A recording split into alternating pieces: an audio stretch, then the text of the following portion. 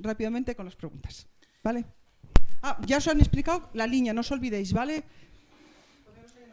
Bien, yo lo único que tengo que hacer es, lo primero, agradecerle a Juan Carlos que haya aceptado, además tan de buen grado, nuestra invitación.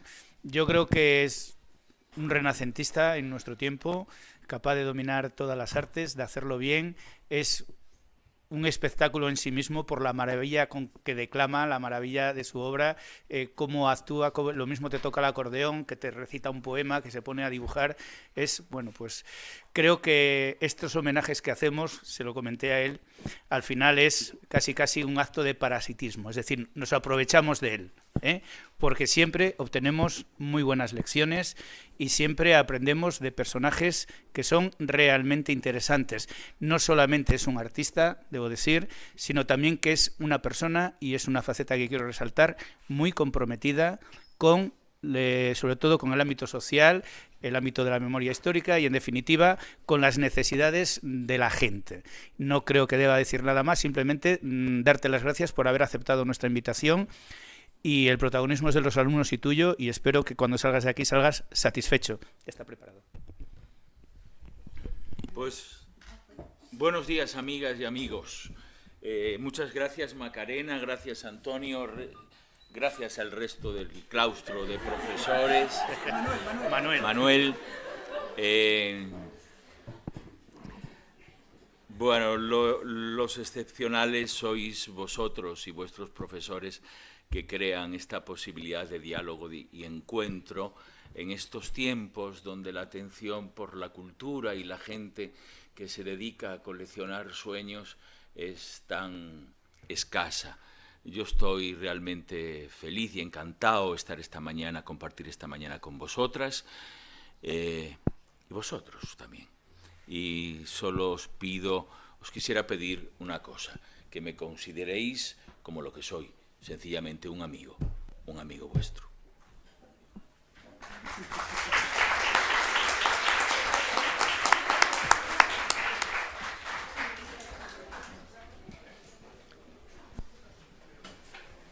Nómbrala, por favor, Ana. Nómbrala. Que se oiga el nombre. Pues Mireia Cabello y Juan Llorente. Hola, la primera pregunta sería ¿cómo definiría usted su infancia? Vuelvo a repetir, por favor. Es muy importante que os pongáis el micro bien, ¿vale? ¿Cómo definiría usted su infancia? Querida Mireia, fíjate, la infancia, claro, para un escritor, como para todas las personas, pero para un escritor acaso un poco más, porque el lugar de la infancia es siempre el lugar de la fundación, el lugar donde uno conoce el primer nombre de las cosas. Y el nombre de las cosas, más allá de su designación, contiene la clave secreta con la cual una persona se va a relacionar de igual a igual con los ríos, con los bosques, con los animales, con el aire, con la lluvia o los días de tormenta o sol. Quiero decir con esto que si mi infancia hubiera transcurrido en una gran ciudad, mi vida hubiera sido radicalmente distinta, porque mi empatía con el espíritu de los animales, a los que siempre consideré como unos seres, como decía Lorca, que tenían una sola letra en su vocabulario, y formaron parte de la fraternidad de mi relación con el mundo, determinó de alguna manera también mi manera naturalista de entender mi relación con el entorno. Quiero decir que la pasión y el amor por un pequeño pueblo rodeado por 2 ríos, un pueblo donde los días estaban marcados por la memoria del viento y de la nieve y de las lluvias, es fundamentalmente la memoria de un espacio que a mí me recuerda al paraíso imaginado. No todo en mi infancia son recuerdos fundacionales con el lugar hermoso del nacimiento, donde uno vive rodeado de la gente que a uno quiso y que uno quería. Cuando mi infancia terminó, descubrí un poco como cuenta un gran poeta español, Luis Cernuda cuando dice: cuando mi niñez terminó, entré en el mundo en el que las cosas envejecen y la gente muere por doquier. Entra uno en el mundo de la tristeza. Mi infancia fue hasta ahí una infancia feliz, una infancia deslumbrada por los milagros cotidianos de la existencia, en la que se daba todo lo que puede aspirar la imaginación de un niño. Los lugares secretos y mágicos del bosque, la relación con los peces y los pájaros y los perros, una ciudad de puentes y campanas, un lugar donde las piedras guardan la memoria de nuestros antepasados, donde uno es bautizado en la misma pila donde fue bautizada su madre y la madre de tu madre, donde uno visita en el cementerio a aquellos que tuvieron sueños pendientes de ser soñados, y uno siente el encargo que nadie le ha hecho, pero que está dispuesto a cumplir hasta el último día de su vida. Pero no todo fue feliz. He de decir que en mi infancia se quebró la felicidad el día que ingresé al Instituto de Enseñanza Media. Creo que no es el único. Siento tener que decirlo así, de esta manera un poco tremenda, pero fijaros, es que justamente aquí podemos hablar de todo, ¿verdad? Sí. Bien, estos días hay una gran polémica en las redes sociales, en el Facebook, por ejemplo, ¿no?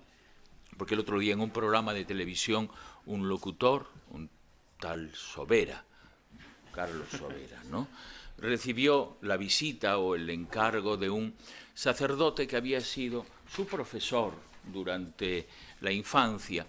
¿Y cuál es la gran casualidad? Que ese sacerdote, ese cura que se llamaba Ramón Aizpuru Aizpillaga, fue el profesor de una multitud de muchachos y muchachas como vosotros en mi pueblo cuando teníamos 12, 13, 14, 15 años, y nos arruinó la vida. Era un hombre, un psicópata. No se refería a nosotros por nuestro nombre, sino por un apodo.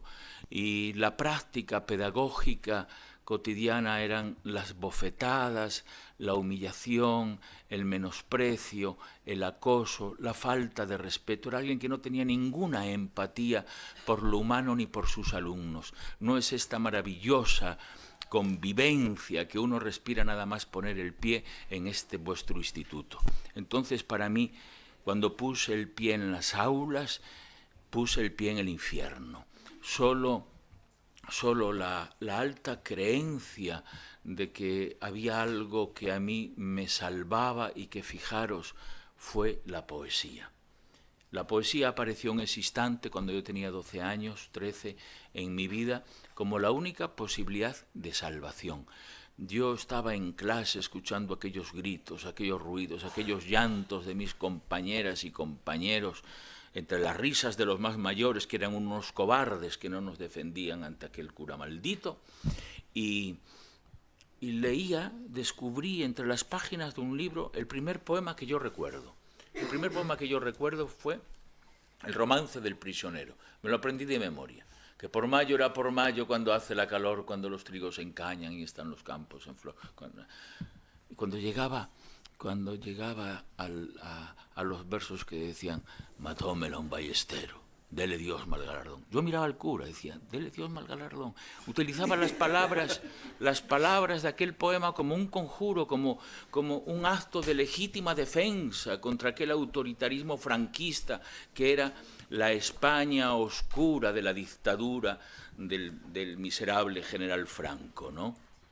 Y entonces, cuando yo llegaba a mi casa, fijaros, mi madre, que era una persona tan delicada como lo que soy, como lo son la madre de cada una de vosotras y vosotros, me recibía siempre a la misma hora, a la 1:30 que yo llegaba. Me decía: Mestrín, sube despacio, hay un petirrojo en la parra. Y yo subí y descubría el petirrojo. Otro día descubría que florecían las magnolias que tenía en el patio. Era el lenguaje de la delicadeza humana. Yo entendí que había una manera de hablar para querer a las personas, y empecé a asociar aquellos versos del romance del prisionero con las palabras delicadas que yo encontraba en mi casa, en la boca de mi madre. Y pensé: A mí me gustaría vivir en un país donde la gente hablara con delicadeza, que las palabras se usaran para ayudar a querer, para ayudar a salvar, para ayudar a ser más felices a las personas. Y pensé que eso era la poesía. Esa fue mi infancia, por eso es tan determinante la presencia de la naturaleza, la presencia de los demás, el respeto a la naturaleza y la poesía como lenguaje de la delicadeza humana frente al horror de los autoritarismos y de esa manera tan impía e innecesaria de entender la educación, no como un abrazo, sino como una patada a la inteligencia.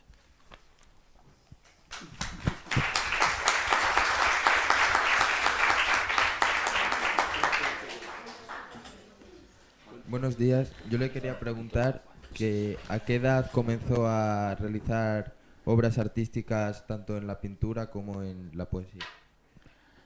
Ya, pues, ¿cuál es tu nombre?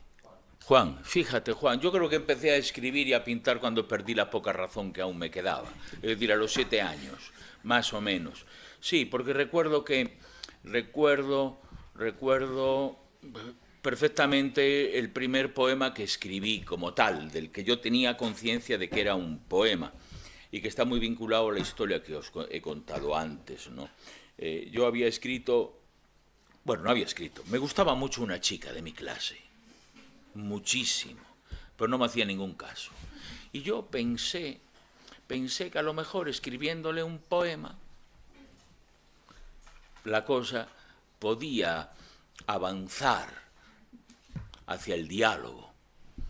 Y ocurrió, pues claro, lo que suele ocurrir a la gente que tiene sueños, pero no está de su lado la suerte. Cuando yo le pasé a María Jesús Paredes, una chica con la que he seguido, ahora las redes sociales permiten que uno se reencuentre con gente, ¿verdad?, de tiempos tan perdidos. La encontré hace unos años que hice una lectura con Santiago Auserón en Alicante y allí estaba, soy María Jesús, ¿te acuerdas? María Jesús, casi no pude hacer el recital. Y bueno, pues lo que os decía, cuando se lo iba a pasar a María Jesús, apareció el cura Izpuru. ¡Trae eso! Y me el pilló. Y entonces me echó de clase. Pero lo terrible fue que me hizo una pregunta que yo no he podido contestar hasta el día de hoy. ¿Qué quiere decir este poema? Yo había escrito un poema, pero yo no sabía fuera del poema lo que decía el poema. Y aquel maldito cura me exigía que le explicara qué es lo que yo quería decirle a María Jesús.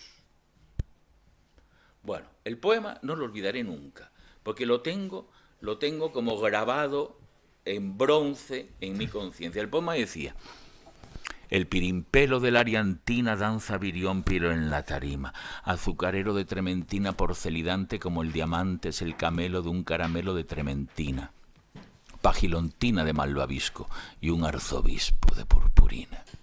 Ese era el poema.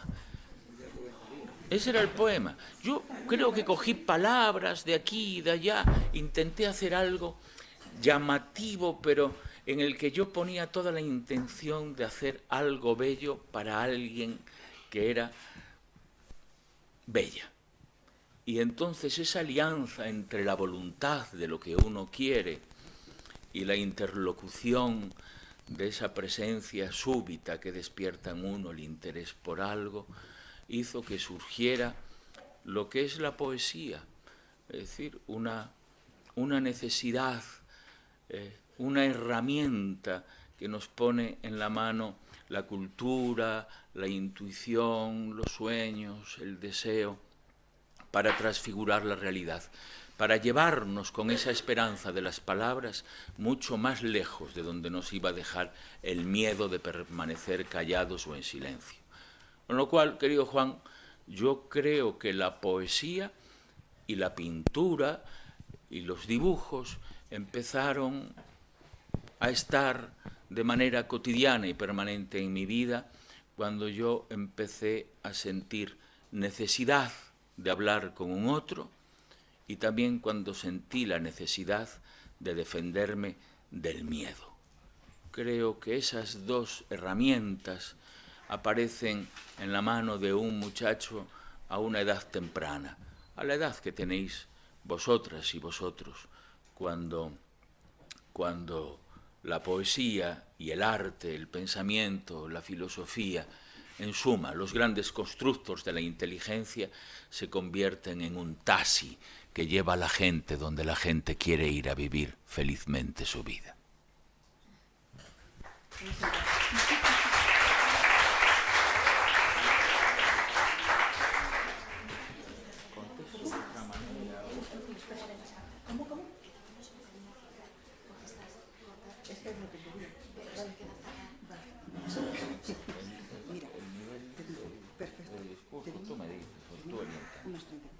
Ah, mucho, vale, más breve. Vale, muy bien. Entonces, a ver, hablo solo la de Villafranca, porque las otras más o menos no las ha contestado. ¿Vale? ¿Cómo influyó en tu obra haberte criado en Villafranca del Bierzo? Bueno, Villafranca del Bierzo es un lugar ciertamente mágico, singular, es una villa histórica, también difícil porque tiene un alto concepto aristocrático de la existencia, ¿no? Como si todos descendieran de los antiguos marqueses y de los virreyes de Villafranca en Nápoles, don Pedro de Toledo y Osorio. Y no es así. Mi pueblo es un pueblo hermoso porque es un pueblo de gente trabajadora, que en todo caso es la gente a cuya clase yo pertenezco, ¿no? Yo soy nieto de un sastre y de un panadero, y creo que esa es la única aristocracia que yo respeto, la de los que sostienen el universo con la necesidad de sus manos y creen que algún día el sueño solo hecho con palabras de que las estrellas serán para quien las trabaja mantiene a los hombres y a las mujeres ilusionados en un porvenir más justo. Villafranca es el lugar donde yo nací al conocimiento del mundo, y cuando a un muchacho no tienen que explicarle qué es el gótico porque lo ve todos los días, o el románico, o cuando no tienen que explicarle cuál es el vértigo que genera en la emoción de la conciencia el arte barroco porque lo ve desde niño, cuando sobre las piedras bautismales del origen uno empieza a descubrir muy pronto la historia civil y literaria de su pueblo, el lugar donde dos portales más allá de donde uno nació el escritor Enrique Gil y Carrasco, cuando imagina entonces por esas calles míticas alguna de las maravillosas historias y los cuentos de la cábila que inventó mi otro padre, Antonio Pereira, en el que dignificó la condición de esos seres humildes, elevándoles a la categoría de dioses imprescindibles en la memoria de los pueblos, hace que a mí, ante tu pregunta, querida amiga, me pueda atrever a contestar: Villafranca del Bierzo fue la única posibilidad de nacimiento de mi vida.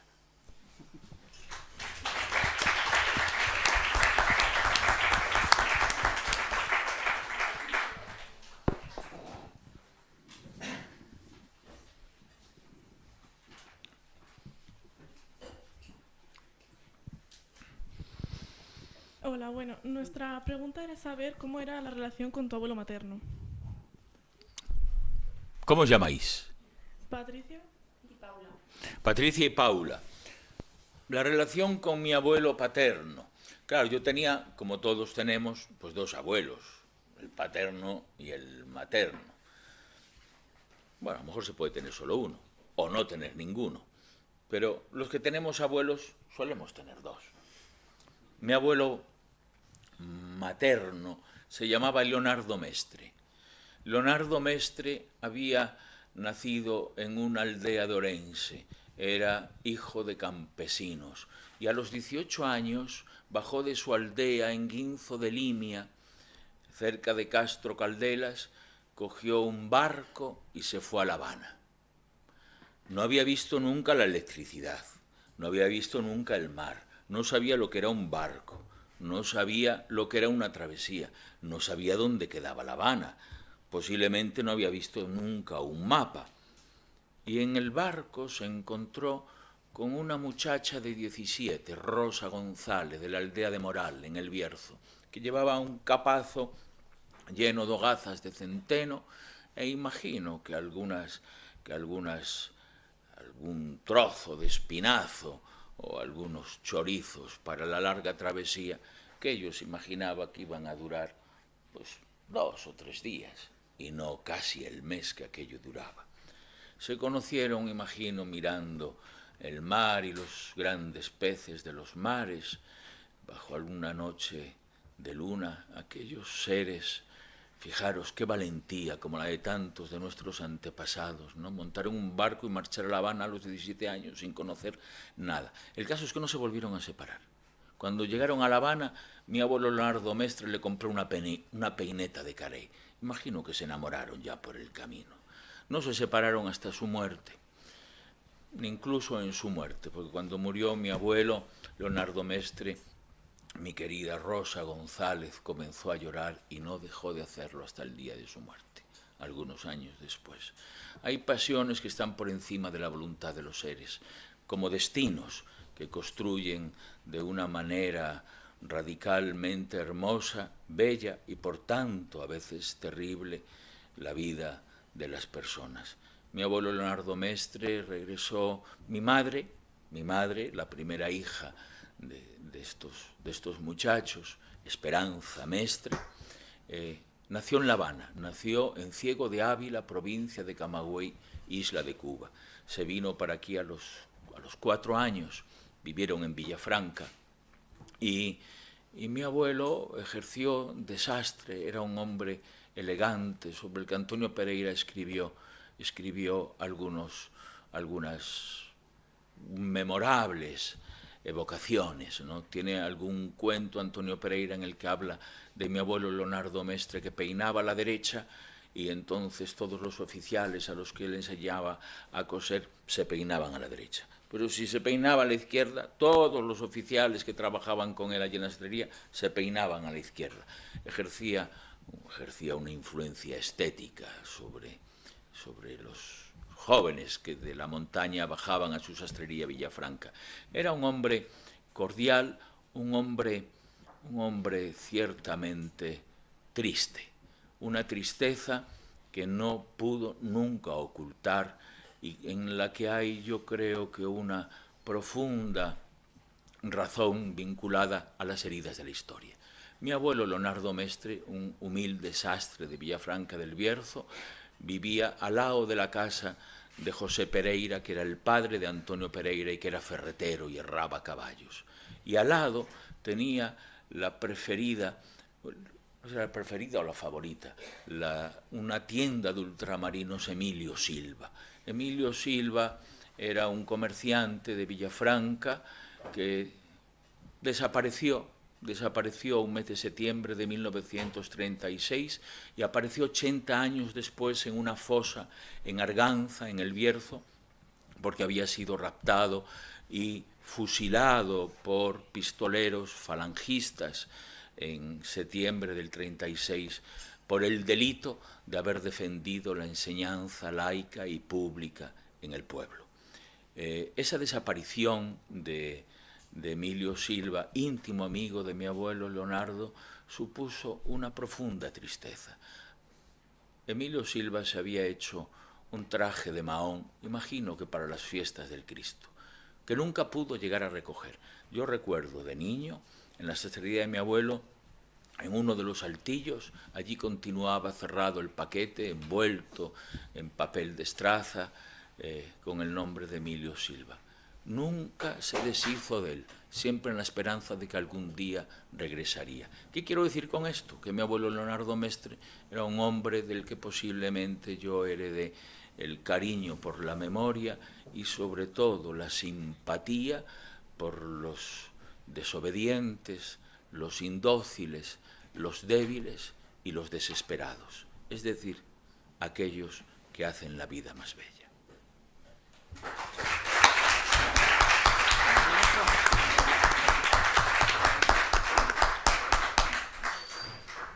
Preséntalos, Ana, preséntalos, que es mejor. Marta Sánchez y... No, espera, perdón. El himno de España. Israel y Laura, ¿no? Yo soy Laura. Mi pregunta sería, ¿qué relación tiene? Chicos, muy importante, acercaros el micro, por favor. ¿Qué relación tenía durante su infancia con las distintas artes que desarrolla ahora? Pues mire, Israel, las relaciones no son relaciones conscientes. Yo creo que el arte en general, y la pintura, y la poesía, y la fotografía, y el cine, como casi lo es todas las disciplinas del espíritu, son la conciencia de algo de lo que uno no puede tener conciencia de ninguna otra manera. Si yo lo que escribo en un poema lo pudiera contar de otra manera, ya no sería un poema. A veces se le dice al poeta, oh, es que yo no entiendo del todo lo que quieres decir. Perfecto. No lo entiendo yo, que soy el que lo he escrito, ¿cómo lo vas a entender tú? Es decir, quiero decir con esto, queridos amigos, que hay muchas cosas en la vida que no han sido hechas para ser entendidas desde los códigos de la razón. Cuando uno escucha a Beethoven, si lo tuviéramos a Mozart, no le preguntaría, ¿pero qué ha querido usted decir, señor Mozart? No, eso, exactamente eso que escuchas, eso es lo que es. Eso que ves es exactamente lo que es portador de un nuevo estado de conciencia, de conocimiento, de apreciación del mundo. Esto está vinculado a tu pregunta, Israel, en el sentido de que cuando uno comienza a escribir o a pintar, uno no sabe exactamente por qué lo hace, porque uno no lo hace para nada, lo hace para sobrevivir, lo hace para estar, lo hace para tomar conocimiento del mundo más allá de los códigos de la razón, de lo demostrable, de la pragmática. La intuición y la imaginación son dos herramientas poderosísimas al servicio de la conciencia de las personas. No somos capaces de imaginar a dónde nos puede llevar la intuición creativa. Este mundo está hecho y forjado sobre la pragmática, pero la pragmática no demuestra la realidad invisible del mundo. Y hay una realidad invisible en el mundo, que es la que nos emociona, ¿no? Cuando uno levanta la vista hacia el inmenso universo, o cuando uno siente la gran pulsión de la venganza de la primavera sobre todas las ofensas que el hombre ejerce sobre su entorno, entonces sucede un milagro, ese milagro que pasa desapercibido cada 5 segundos, pero que no le pasa desapercibido a una chica o a un muchacho que se miran anhelantemente a los ojos y se produce entonces ese otro vínculo que nadie puede definir, ni incluso con la palabra amor. Quiero decir con esto que hay cosas en la vida cuya funcionalidad no es práctica y que se presentan en nuestra vida con la necesidad absoluta de lo imprescindible. Diréis, pero eso es una contradicción. Efectivamente, decía Nietzsche, si no me contradigo por lo menos 5 veces al día, pienso o comienzo a pensar que me estoy volviendo un imbécil.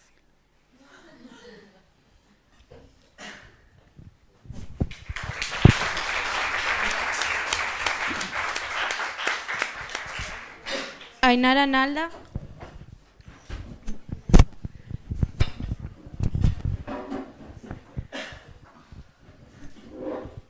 Mi pregunta es si alguna vez te has planteado dejar la escritura o si siempre has tenido claro que era esto a lo que te querías dedicar. ¿Cómo se llama nuestra amiga? Ainara. Ainara, qué nombre más hermoso. Mira, Ainara, yo no me he planteado nunca dejar la escritura, pero sé que la escritura se ha planteado muchas veces dejarme a mí, ¿sabes? Yo soy una persona absolutamente fiel, como creo que debe serlo todo aquel que se dedique a una disciplina artística, entendiendo por fidelidad la incondicional entrega a un proyecto espiritual, y que ese proyecto espiritual pasa necesariamente por el trabajo. el esfuerzo humano es determinante en la construcción de cualquier cosa que nosotros hagamos en la vida. En la sociedad en la que vivimos las palabras carecen absolutamente de valor. Pareciera que solo las escamas litográficas, como llamaba Baudelaire al dinero, es el único objetivo de la vida, ¿no? Acumular escamas litográficas y convertirse en coleccionistas de billetes de banco. No, hay una más alta aspiración en la vida que supera, creo yo, a todas las demás empresas, que es aquel elogio de la dignidad humana que cifra en la lucha por los derechos civiles a la felicidad de las personas el objetivo de todo su esfuerzo. A ese pertenecen, creo yo, aquellos que creen que las personas, que los seres humanos somos responsables unos de otros y que por tanto tenemos responsabilidad en lo que hacemos, porque lo que hacemos es una manera de interlocución con los demás. Yo nunca he cuestionado ese encargo que, como os decía antes, creo que nadie me ha hecho, pero que estoy dispuesto a cumplir hasta el último día de mi vida. Otra cosa muy diferente es si tú preguntas orientar hacia el sentido de si estoy satisfecho. La respuesta sería rotundamente no.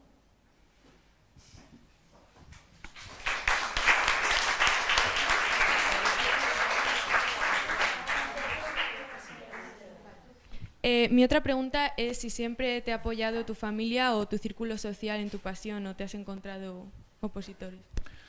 Querida Ainara, fíjate, claro, yo creo que soy, hasta donde soy consciente, el primero en mi familia en generaciones que llega a la universidad. El primero que saca un título universitario, desde luego el primero que escribe un libro y sin duda el primero que lo publica. Mis antepasados vagaban por los caminos como los erizos y los lagartos vagan por los senderos de las aldeas. Vivían en la necesidad, en el esfuerzo, en tiempos difíciles, en tiempos de emigración, en épocas en que las patatas se pudrían en los huertos y los racimos de uvas se pudrían en las viñas por el mildio. Poco apoyo podía yo esperar, más allá de he de decirlo, el apoyo que me dieron a mí mis antepasados, mis abuelos, mis padres, mis vecinos, fue el de la sonrisa de la libertad. Yo recuerdo en la calle de Santa Catalina, donde vivía en Villafranca del Bierzo, a mi abuela Rosa González, que me decía: Mestrín, vete donde Ramira que tienes que leerle el prospecto. ¿Por qué? Porque en mi casa no se leían libros, en mi casa se leían los prospectos de los medicamentos, porque no había libros. Pero fijaros lo que era un prospecto de un medicamento. Cuando yo le leía a Ramira, que tenía una bodega, el prospecto del medicamento, decía ácido acetil salicílico, el ácido acetil salicílico. Claro, cuando llegaba yo a esa palabra, Ramira sonreía, porque era la palabra mágica, era la palabra que curaba a los campesinos doblados por el reuma. Las palabras han sido hechas para ayudar a construir la casa de la verdad, no para destruirla. Y yo descubrí muy pronto que había palabras que estaban vinculadas a una suerte de redención, sobre todo a la redención de aquellos que habían tenido que callar tanto cargados de razón y aquellos que tenían la razón pero no tenían palabras para poder expresarlas.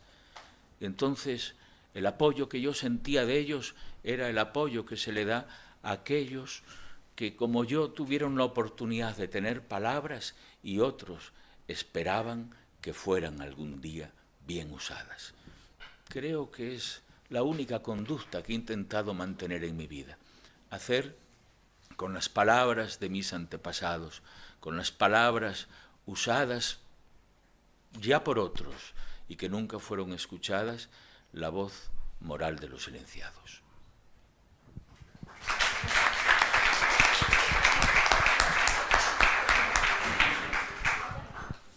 Muna Robles.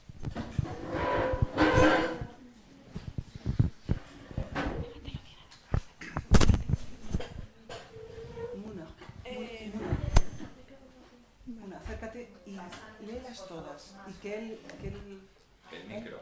Vale, estoy aquí conmigo. ¿Las leo todas, Sí, Macarena? léeselas todas, sí. Es que tiene varias. Muy bien. ¿Qué es para ti la inspiración? Es mi primera pregunta. La inspiración. Fíjate, yo no creo en la inspiración. Esas musas sobre una nube tocando la lira me parecen delirantes. Son, pues, formas hermosas de contar un relato en otras épocas en que la historia de la cultura todavía no había entrado en el conocimiento de la conciencia. Creer hoy en la inspiración sería como seguir creyendo que la Tierra es plana y que llega un momento que se termina y cataplán, te caes al otro lado, al abismo. La inspiración no es en todo caso otra cosa que la profunda relación dialéctica, los vínculos que se ponen en juego con la cultura. Hay un ejemplo muy habitual, ¿no?, cuando se dice Miguel Hernández era un pastor de cabras que tenía mucha inspiración, estaba en Orihuela y llegó a Madrid. No, todo eso es mentira. Es decir, la inspiración de los poetas es el resultado del aprendizaje, de la enseñanza, de los profesores y profesoras que han sembrado en tu cabeza la semilla del conocimiento.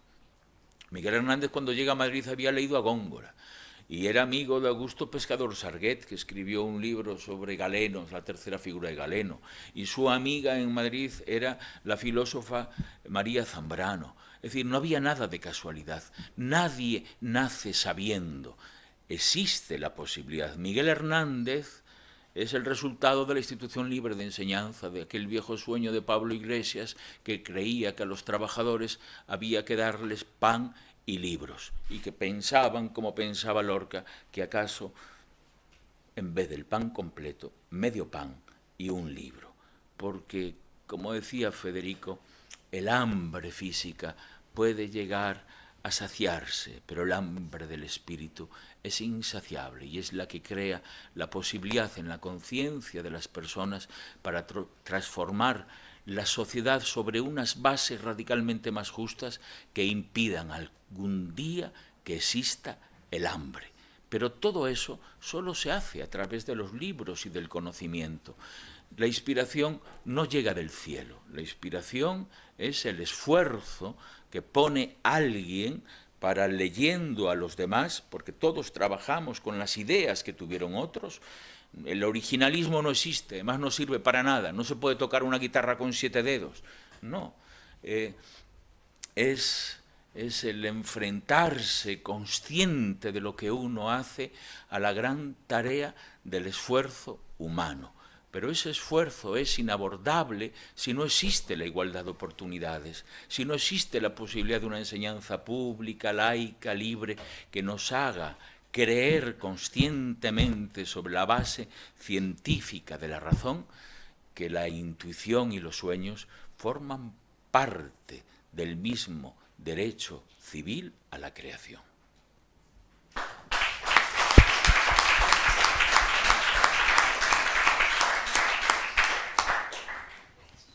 Pues relacionado con esto,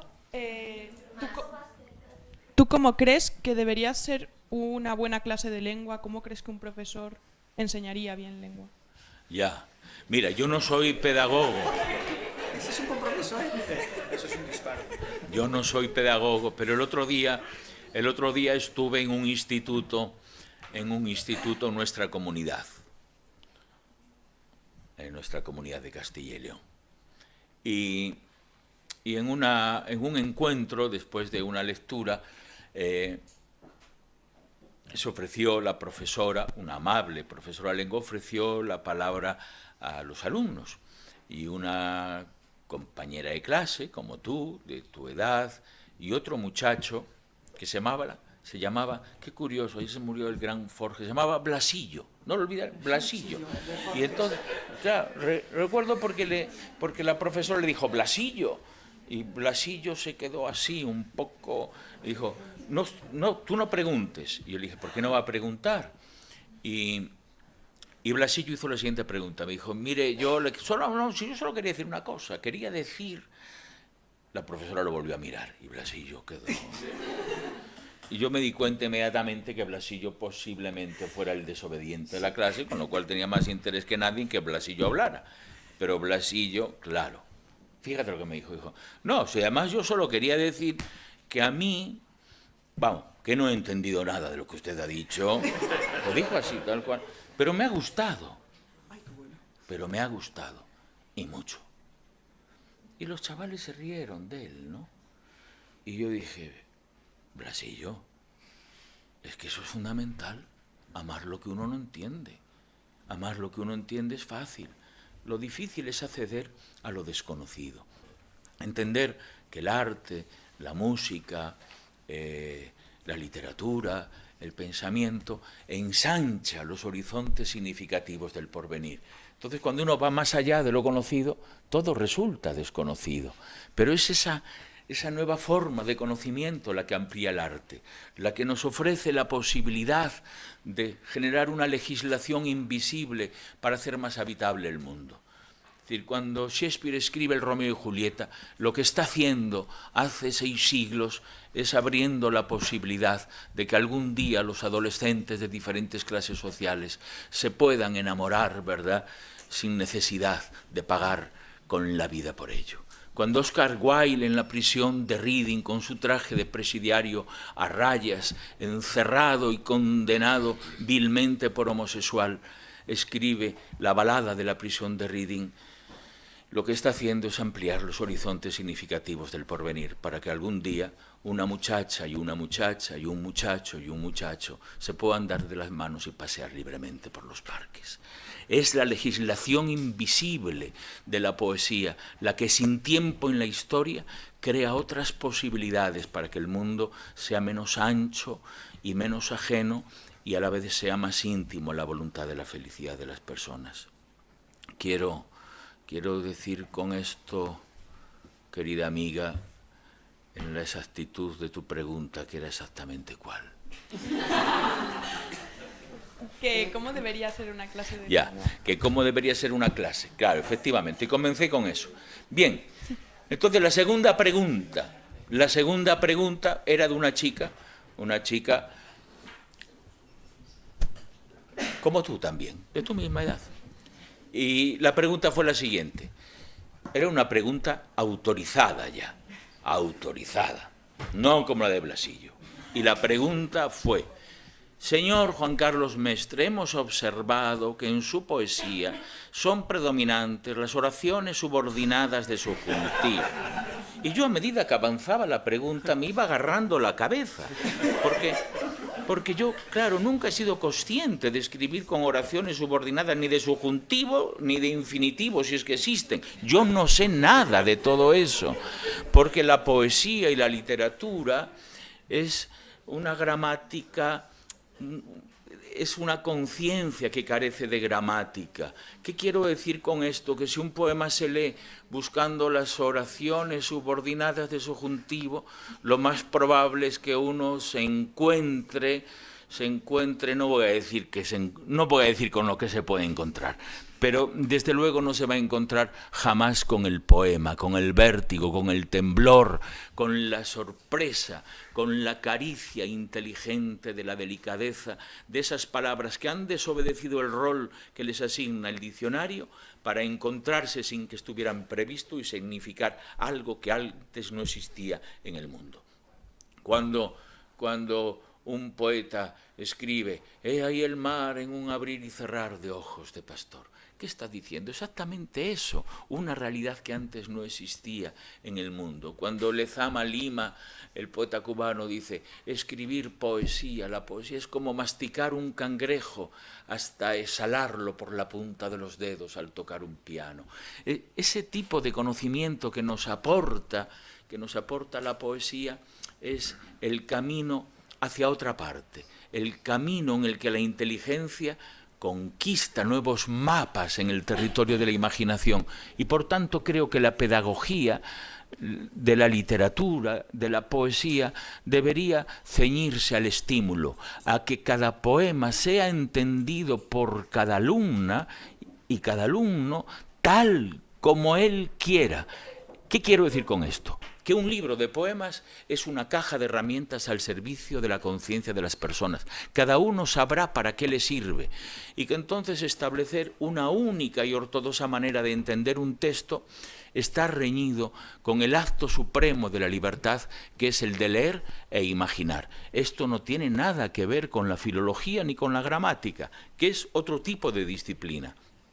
Pero tenemos que entender, y deberían entender, como entienden perfectamente vuestros queridos y ejemplares profesores, que la diferencia que existe entre un filólogo, entre la filología y la poesía, entre un filólogo y un poeta, es la misma que existe entre un ornitólogo y un pájaro.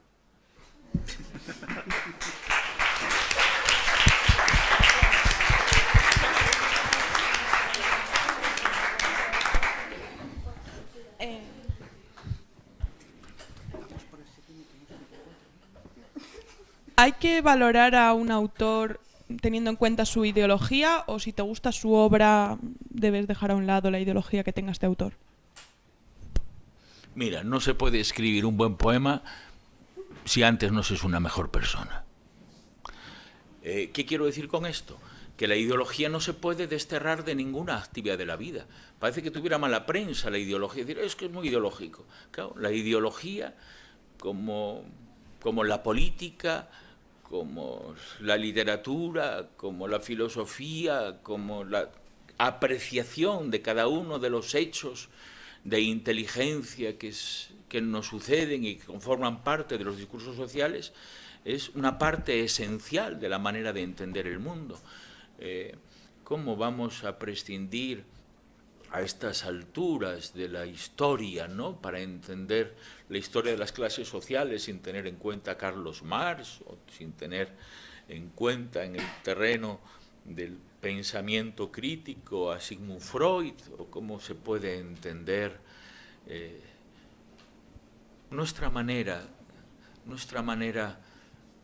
de estar en el mundo sin la presencia espiritual y sin la compañía invisible de alguien en nuestra lengua y en nuestra identidad como San Juan de la Cruz.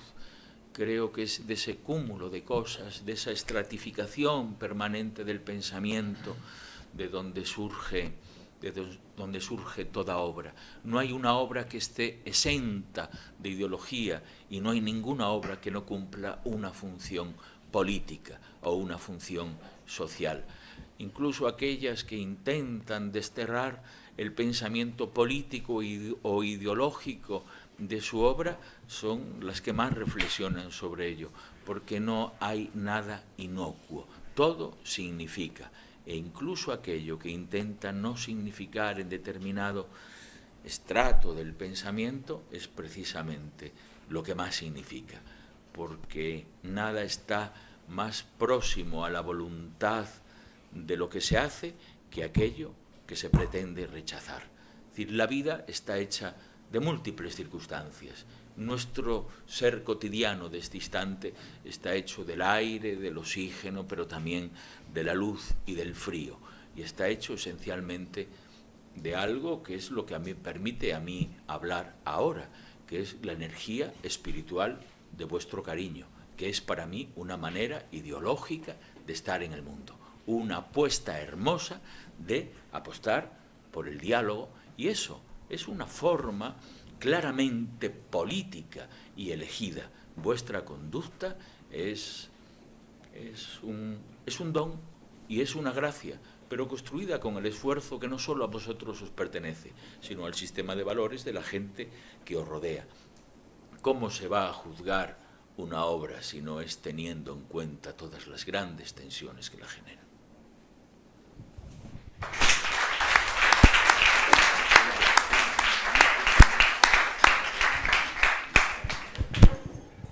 Noelia Herreras. Voy a ser más breve.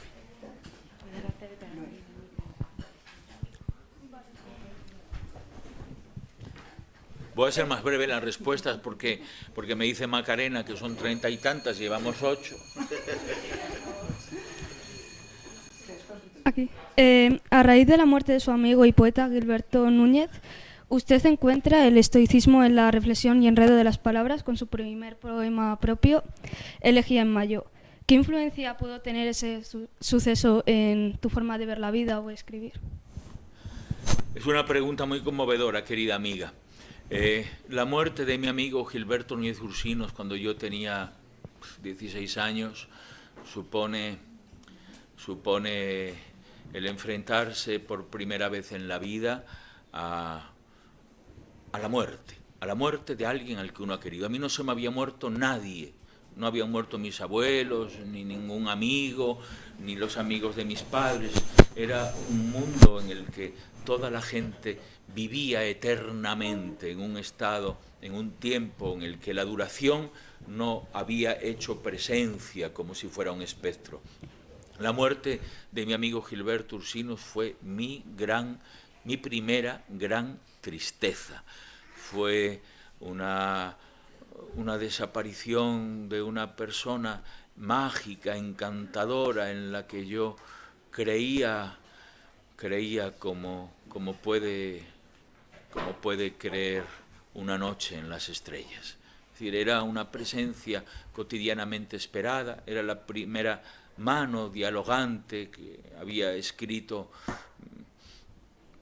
que había leído mis poemas. Antes me preguntabais cómo habían ayudado en mi entorno, sonriendo frente a lo que hacía.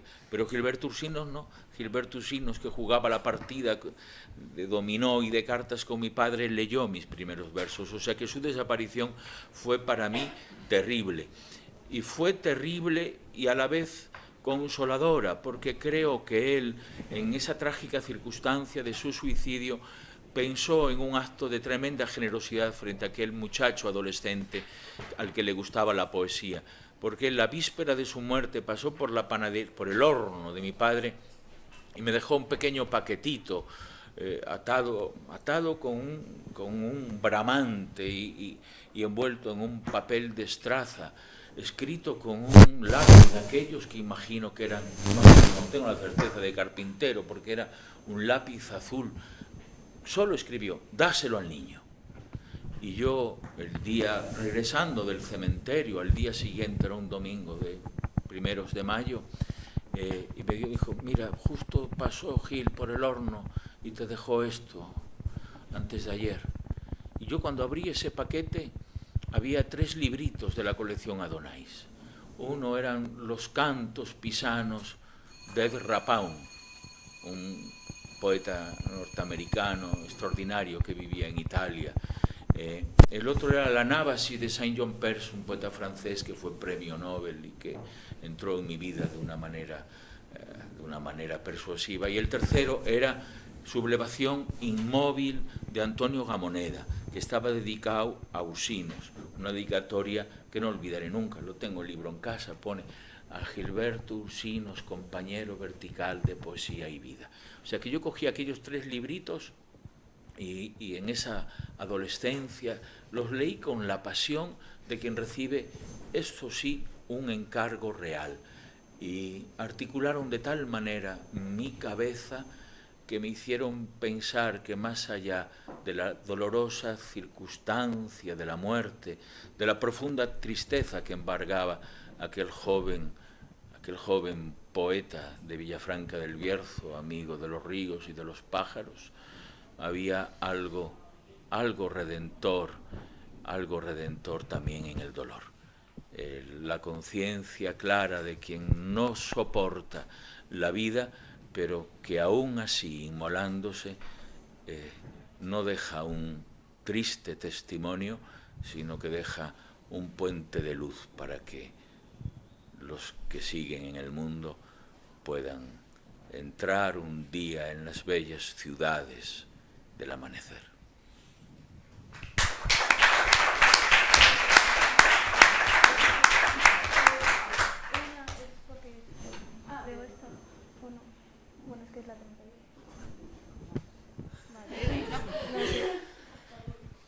Victoria Redondo.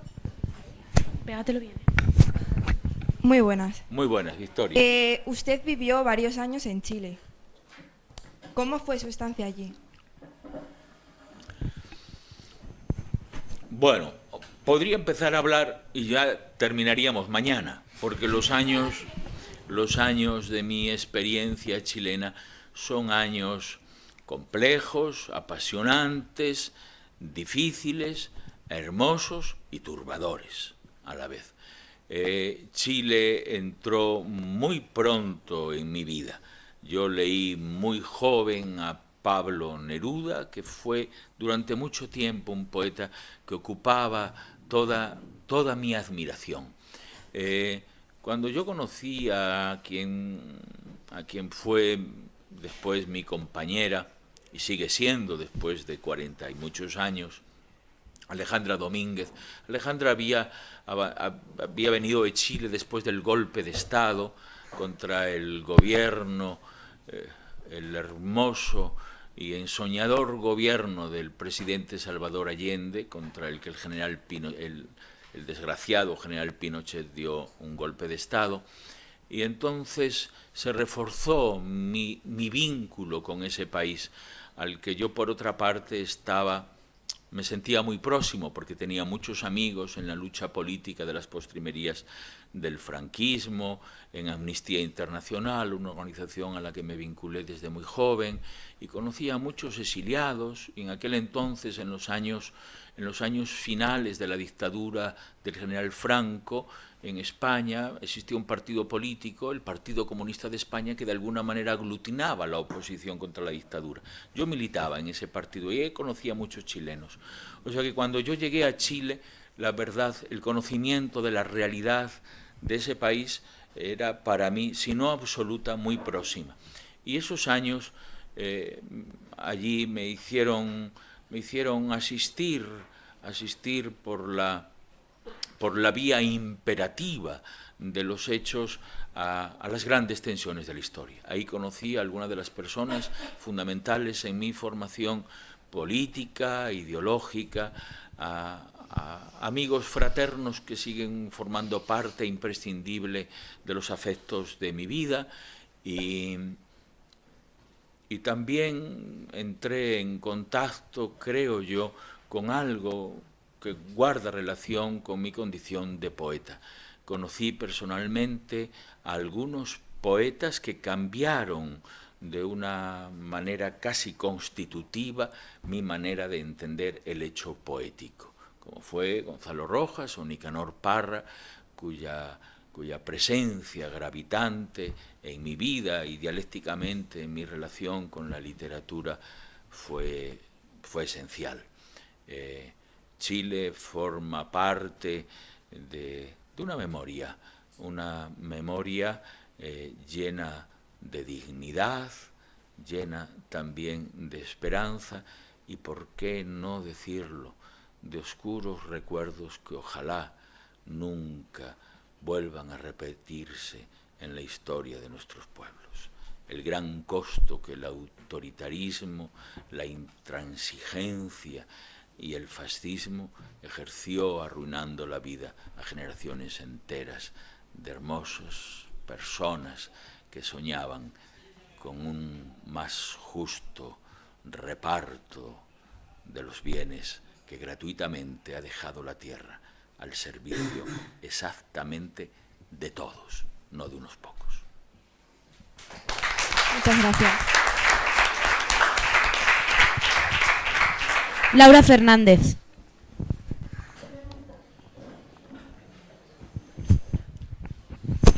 A ver, Laura, que sea fácil. Que son muy emotivas, todas las preguntas que me hacéis, claro, me llevan a lugares que tardan. Sí.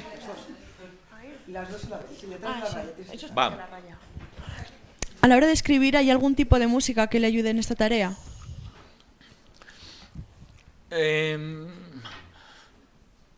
No suelo escribir con música, porque la música te mete en la cabeza ritmos que no siempre o nunca coinciden con los ritmos cerebrales del pensamiento y del lenguaje, ¿no?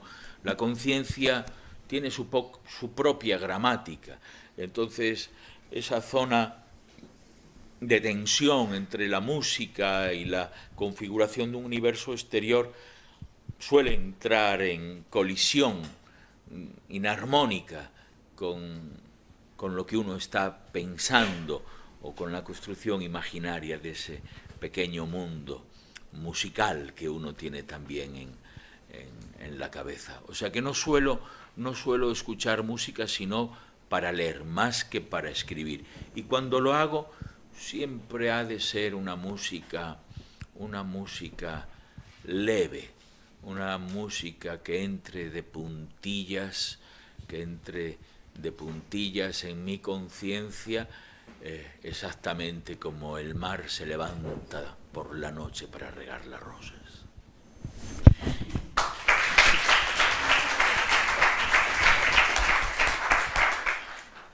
¿Y qué es para usted el proyecto espiritual?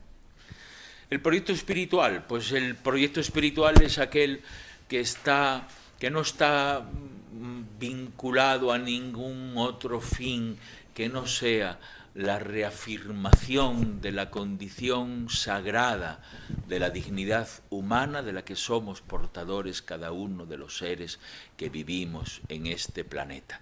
Tanto nosotros y nosotras, personas, como esas otras criaturas a las que llamamos animales, para los que hemos hecho literalmente de este planeta un infierno. Ese es el proyecto espiritual del respeto, de la igualdad, de la condición del otro como un semejante.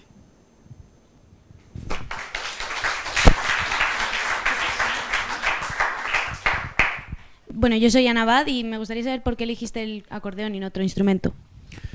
Ana, pues te voy a contar la verdad, yo no lo elegí. Yo hay muchas cosas que no he elegido en la vida, me han venido dadas por el destino. Y yo hice una lectura, hace muchos años hice una lectura en Chile, en el Sindicato de Carpinteros y Ebanistas. Fijaros qué cosa, el Sindicato de Carpinteros y Ebanistas. Bien, allí un amigo, era una época difícil durante la dictadura, y no cabía la gente, había multitud de personas, la poesía congregaba en aquel entonces a toda la disidencia. Bien, fue una lectura hermosa, conmovedora, necesaria, de esos momentos que dignifican el hecho de que uno pueda recordar el pasado con una sonrisa. Pero muchos años después, yo volví a Chile, y me llamaron de ese mismo sindicato, me dijeron, señor Mestre, ¿se acuerda de nosotros, los carpinteros? Y dije, claro. Dice, ¿por qué no hace para conmemorar aquella lectura? ¿Por qué no vuelve usted? Dije, bueno, con mucho gusto. Y volví. Éramos cuatro, 3 en la mesa y yo. Y los 3 que estaban en la mesa eran el presidente del sindicato, el secretario del sindicato y un vocal del sindicato. Y yo era el que daba la lectura. Entonces me dijo el secretario, ¿cómo han cambiado los tiempos? Es que ya no tenemos sueños, ya no tenemos por qué luchar. Habrá que suspender. ¿Suspender? ¿Suspendió Noé con la que le cayó? No, hay que hacer la lectura. Y yo hice aquella lectura para la única persona que estaba sentada en la sala, vosotros estaban en la mesa. La persona que estaba en la sala era la mujer del presidente. Y le hablé a esa mujer como quien habla a la asamblea de todos los desaparecidos, a la asamblea de todos aquellos que tuvieron sueños, a la asamblea de todos los sueños pendientes de ser soñados, a la asamblea de los que no están, de los que se rindieron, de los que dejaron de creer, a la asamblea de los que creerán en el tiempo futuro, a la asamblea de los imprescindibles, es decir, a la asamblea de la creencia, de los que creemos por encima de todo que merece la pena seguir haciendo, hablando y creando.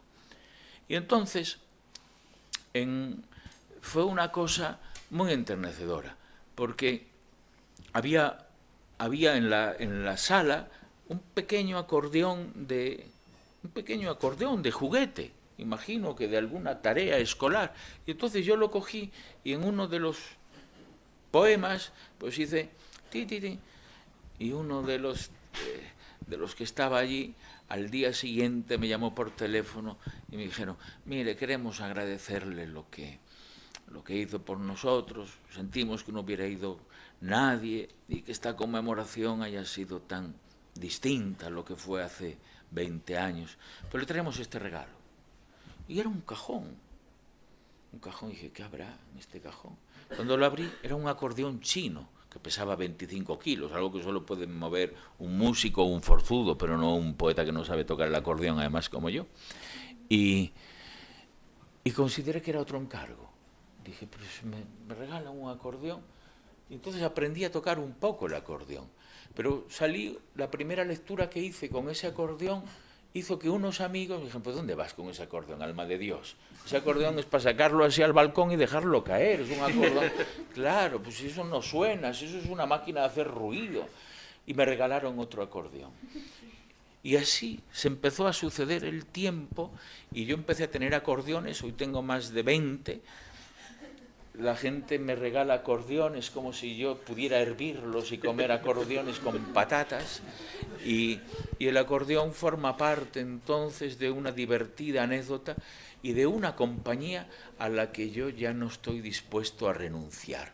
Es como una máquina de fabricar no tristeza, no la tristeza melancólica de las utopías muertas, sino el prometedor sueño de aquellos que algún día, habiéndome ocurrido como me ocurrió ese hecho y ese encargo en Chile, volverán a caminar por las grandes alamedas con las que soñó y por las que entregó su vida el presidente Salvador Allende, al que a lo mejor no conocéis, pero que algún día, en el tiempo futuro, vuestros hijos recordarán como un buen antepasado, porque eso es lo importante. Ser un buen antepasado, mi querido amigo. Es fácil ser hoy una buena persona. Lo difícil es que dentro de 20, 30, 40 años alguien diga de cualquiera de vosotros, fue un buen antepasado. Es decir, aquel que hoy se comporta de una manera digna y de una manera tal que los hombres del futuro lo recuerden como alguien necesario. Creo que en este cruce de ideas extrañas, de ideas subjetivas, de intuiciones, de casualidades, de hechos mágicos, de sueños, de anécdotas, en todo este cúmulo de cosas es el lugar con el que se construye la poesía. La poesía está hecha de todo eso, de magia y filología, de palabras y sueños, de encargos de un sindicato de carpinteros y ebanistas que te ponen en la mano un acordeón para que yo pueda contaros esto a vosotros ahora como si fuera una metáfora, un cuento o un relato de otra cosa.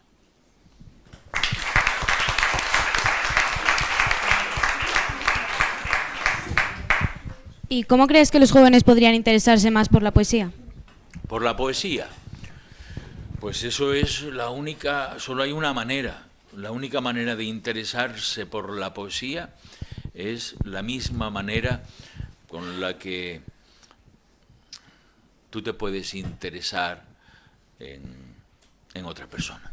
Es decir, acercándose a la poesía, teniendo un libro de poemas en la mano, abriéndolo, posando sobre él tus ojos y entrando en él como quien entra en el espacio más libre que nos puede ofrecer la inteligencia. Es decir, leyendo. La poesía, como el movimiento, se construye andando hacia una biblioteca y leyendo. No hay ninguna otra posibilidad de saber que no sea estudiando. No hay ninguna otra posibilidad de conocer que no sea esforzándose para llevar y poner en tensión nuestra inteligencia al servicio de una causa mayor como es la complicidad con el saber. Es decir, frente al viejo grito de aquellos facinerosos hombres, entre los peores de nuestros antepasados que gritaban abajo la inteligencia, viva la muerte, nosotros solo podemos decir viva la inteligencia, viva la poesía, porque la poesía es el espacio absoluto de una herramienta fundamental para los seres humanos y fundamentalmente para vosotras y vosotros, que son las palabras. Mirad, las palabras que no tienen ningún valor en esta sociedad es la única herramienta democrática que podéis tener en vuestras manos. Cuando salgáis dentro de 4 días por esa puerta para entrar en la sociedad y empecéis a ir a la universidad o a trabajar o lo que corresponda, lo único que espera esa sociedad que está ahí fuera no es que seáis unas personas libres e independientes, portadoras de derechos civiles, para ejercerlos en consecuencia en la felicidad de lo cotidiano.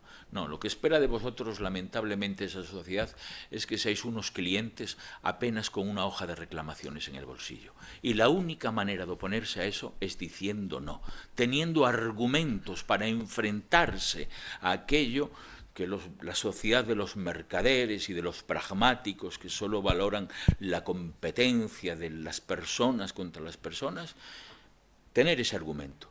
Y los argumentos solo se tienen con palabras. Cualquiera de vosotras puede tener la más brillante de las ideas, el más apasionante de los proyectos, pero como no tengáis las palabras exactas para ponerles a las ideas, es como no tener ninguna idea.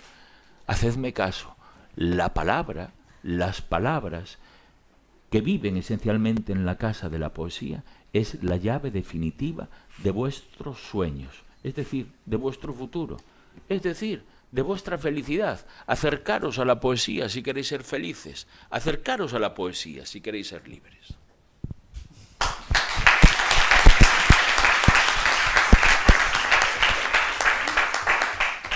Lucía 10.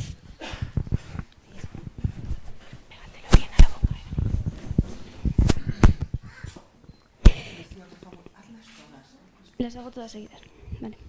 ¿Qué significado tiene la ciudad de Roma a nivel literario y a nivel vital para usted? Es que son muy distintas, pero bueno. ¿Por qué su obra La poesía ha caído en desgracia fue editada imitando a cómo se editaban las obras de la generación del 27? ¿Decidió usted que fuera así o de lo contrario? ¿Cuál fue su reacción cuando lo supo que iba a ser así? ¿Y qué aspecto de la generación del 27 le ha influido más y cuál es su autor preferido de esta generación? Bueno, pues mira, mi querida amiga, en Roma lo pasé muy bien, la verdad, ¿para qué voy a negarlo? Era yo muy joven, me estaba despidiendo yo de la juventud, me dieron una beca, la beca Valle Inclán. Ya el nombre de Valle Inclán implica como que la beca va a ser un poco divertida. Lleva su nombre porque Valle Inclán fue en la Segunda República director de la Academia de España en Roma, que en contra de lo que se puede pensar, bueno, se gastó todo el presupuesto en vino y fiestas, una cosa extraordinaria. Pero en contra de lo que se puede pensar, no es una academia donde uno vaya pedagógicamente, es un espacio, es como una beca premio en la que tú estás allí residiendo, vives en Roma y te dedicas a crear. Yo, de nuevo, tuve algunos problemas, porque yo me suelo llevar mal con las autoridades arbitrarias, no con las autoridades legítimamente ejercidas, sino contra aquellos que entienden la autoridad como una forma de poner fronteras a las libertades individuales. Entonces yo siempre escribo con la cabeza, pero había un director allí en la academia en aquel entonces, un tal Felipe Garín, que había sido director del Museo del Prado y lo habían echado porque había caído una gotera al lado de un cuadro de Velázquez, fijaros qué antecedentes. Y lo habían premiado entonces el gobierno de un señor que gobernó este país que se llamaba José María Aznar, mandándolo a Roma. Y este director de la academia me perseguía por los pasillos de la academia diciendo: maestro, usted no está nunca en su estudio, ¿cuándo trabaja? Yo le decía: Garín, trabajo día y noche. Decía: pues pase por mi despacho y me enseña lo que ha hecho. Y yo pasaba por su despacho toda la semana y decía: me trae algo. Decía: lo tengo aquí, Garín, lo tengo todo aquí. Decía: no, pero quiero ver papeles. Usted está aquí trabajando. Claro, yo salía todos los días, en cuanto amanecía, pues me iba con otros becarios de otras academias, la Academia de Hungría, la Academia de Alemania, la Academia Francesa. No era lo peor de cada casa, era gente toda que vivía el sueño de dedicarse a la creación. Y entonces íbamos a Ostia, al mar, a escribir poemas con palitos en la playa y ver después cómo subía la marea y los borraba. Y esa era nuestra manera de entender que escribía uno poemas para alguien más que no fuera el gris director de la academia. Escribía uno poemas para las estrellas. Bueno, yo nunca entregué el trabajo, La tumba de Keats, porque la verdad lo tenía como escrita, me dedicaba a otras cosas, a viajar por Italia, a imitar fantásticamente la vida de otros poetas que nos habían precedido en el sueño de vivir en Roma. Y un día el director de la academia me dijo: esto se ha terminado, usted se tiene que ir inmediatamente porque aquí usted no está haciendo nada, está por ahí, trae gente aquí a la academia, sale, ve. Sí, yo lo pasé bien, lo pasé muy bien, y lo pasé tan bien que cuando me tuve que ir me pareció que era como una película que terminaba, no pasaba a creerlo, como si hubiera caído un telón y pusiera ven, fin, se acabó, se finí. Y entonces, justo cuando me fui, me puse en mi casa a escribir el libro La tumba de Keats, que es la memoria del tiempo, la despedida de la juventud, de un hombre de la juventud en Roma. Roma significó mucho para mí, significó enfrentarme a todo ese decorado crítico de lo que es la historia. Y la segunda pregunta era la generación del 27. No sé a qué te refieres con eso que fuera editado como la generación del 27. Nos contaron que tenía tipografía parecida a la de... Sí, no, eso, claro, efectivamente. Pero no fue el libro La poesía caído en desgracia, fue un poema que editó el poeta malagueño Rafael Pérez Estrada en la tipografía de la antigua imprenta Sur o Dardo, donde se habían impreso antes otros libros como La realidad del deseo de Luis Cernuda, y fue un poema que era El arca de los dones. Sí, así fue. Bueno, fue un regalo que me quiso hacer uno de mis amigos más queridos, Rafael Pérez Estrada, que ha muerto hace unos años, y que decía una cosa muy hermosa. Decía: volar es el resultado de una intensa pasión, nunca de su práctica. Y es verdad, por más que uno intente volar, por más que lo practique, es la pasión la que nos lleva lejos, es la creencia en lo otro la que nos impulsa al vuelo. Y el poeta que más me interesa del 27, no podría decir que me interese más uno que otro, porque creo además que eso queda para los futbolistas, para los cantantes de Eurovisión y para todos los que juegan a las carreras de caballos. El poeta no es nada de eso. Tan importante es la maravilla de Lorca como la ternura de Cernuda o la revelación mágica de Juan Larrea. Es una asamblea de voces en las que todos se deben algo a alguien, y que sobre todo lo deben al gran sueño de lo que fue la Segunda República, el último acto brillante del pensamiento filosófico, político e ideológico de nuestro país.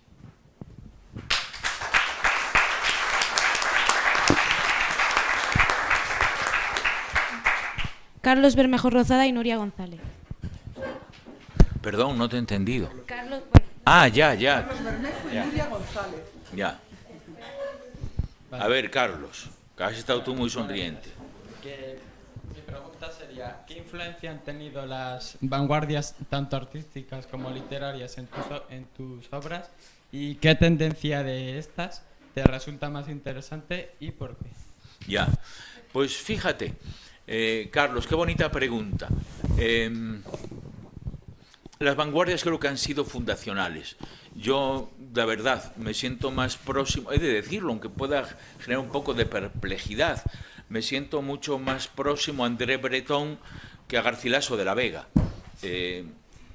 Me interesa mucho más Ionesco que Calderón de la Barca.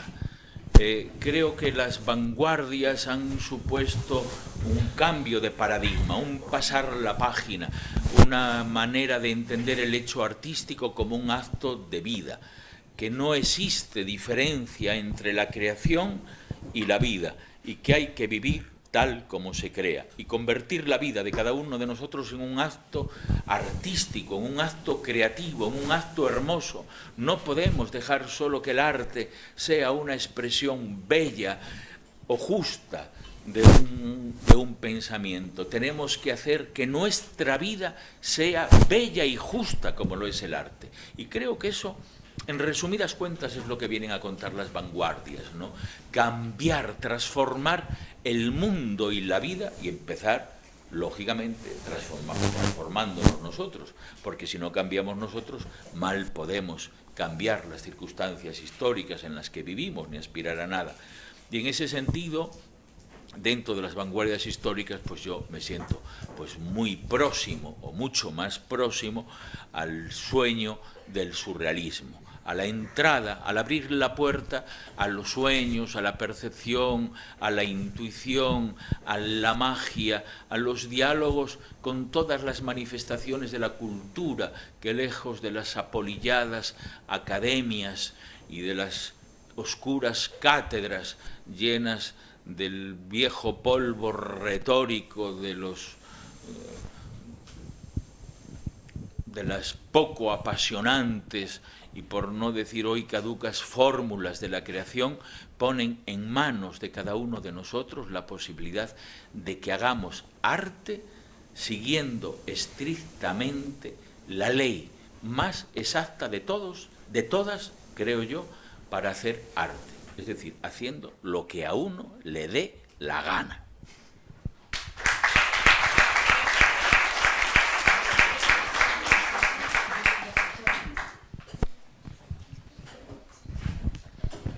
Hacer arte, escribir, hacer música. Yo quería preguntarle que qué periodo histórico ha sido el que más ha influido en sus obras y por qué. Periodo histórico.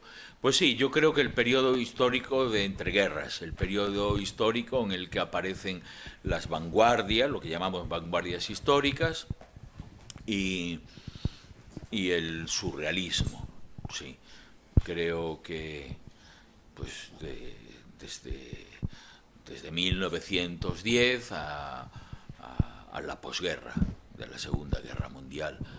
Todo ese mundo apasionante en el que los artistas, los músicos, los pintores, los filósofos imaginaron con su arte un mundo nuevo.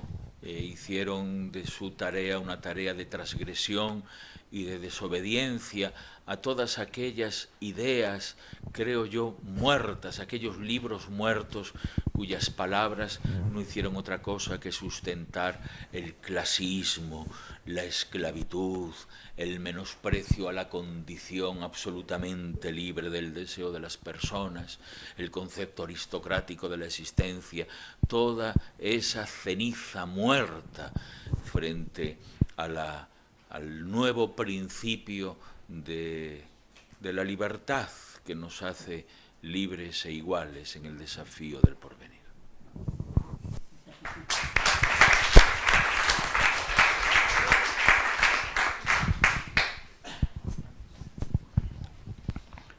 María Ángeles.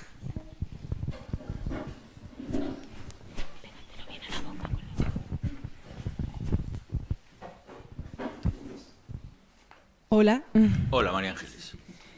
¿Qué siente usted al escribir o pintar? Vértigo.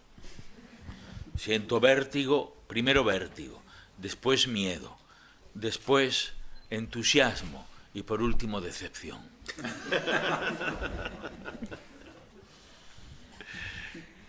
¿Por qué el color es un factor predominante en sus cuadros?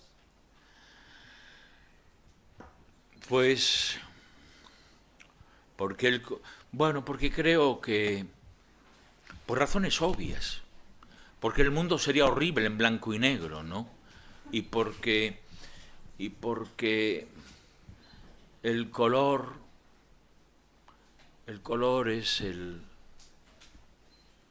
es la organización armónica de algo que tiene que ver con el principio esencial de vida y que da sentido a todos los actos que posibilitan la vida en nuestro planeta. La luz. La luz. La luz que ilumina la diversidad. El sencillo acto de la luz que a través del diafragma hace que entendamos que lo más sencillo contiene la posibilidad absoluta de lo más complejo. Qué trascendente me he puesto, una cosa horrorosa, horrorosa. Pero bueno, es lo que hay. Adelante. ¿Lee a otros poetas actualmente? Mucho, mucho. Yo leo todos los días un par de libros de poemas, todos los días. Me llegan muchos libros de amigos, otros los compro, por supuesto, pero tengo más libros de los que puedo leer. Pero leo todos los días como mínimo un libro, 2 libros, más las lecturas habituales. Leo y estoy atento a todo lo que ocurre en la lengua castellana, tanto en España como en Latinoamérica, con la que tengo muchos vínculos, y sí, la poesía es para mí un alimento espiritual esencial. La poesía,